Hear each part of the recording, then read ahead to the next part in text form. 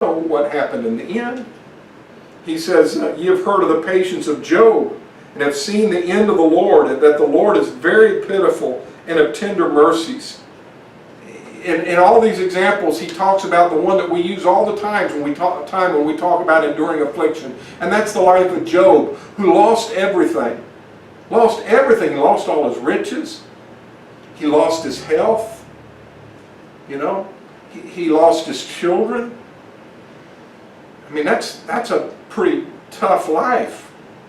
But he said the reason why we talk about Job, we look at Job and say, boy, he was blessed. But we wouldn't have been talking about Job today if Job hadn't have been a person of patience that endured it. If Job would have said, I curse God, and died, you wouldn't be hearing about Job, not in the way you hear about him now. You admire Job because Job endured it. And he says, and look at the end of Job.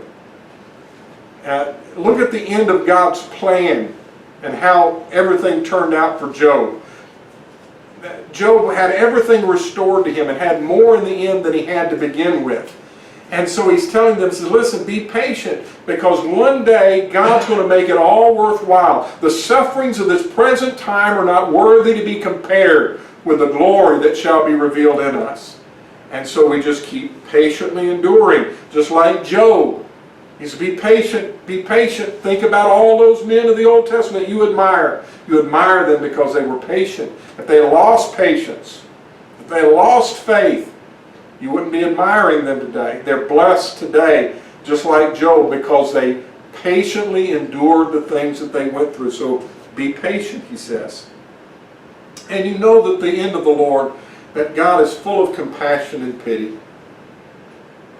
God's not a God that doesn't care about what you go through, and God's going to make it right.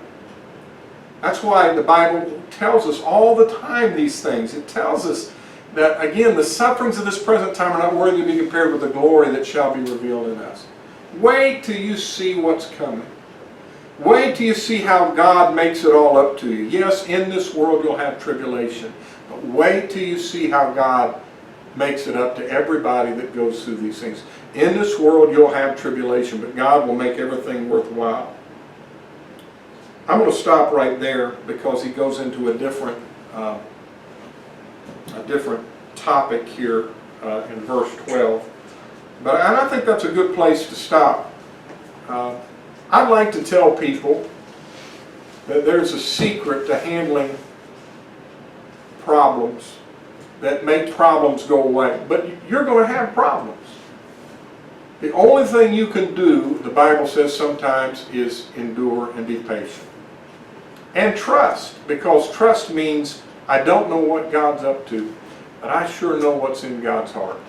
Everything's going to be all right. So we have need of patience. And so his whole point here is, I know that you're being persecuted and I know everything's not going great. He said, just be patient though. God's allowing these things to continue for a little while that he can save everybody and be saved. But in the end, God's going to make everything all right with you. Just be patient. All right.